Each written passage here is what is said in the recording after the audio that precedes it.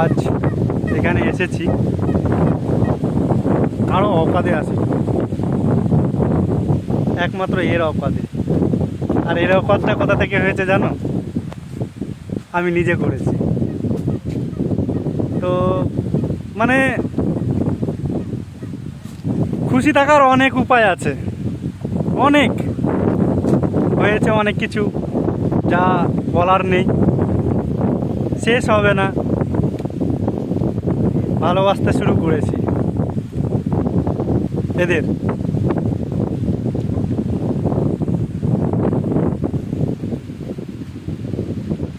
সামনে একটা পাহাড় আছে, ওই দেখতে পাবে কিনা জানি না।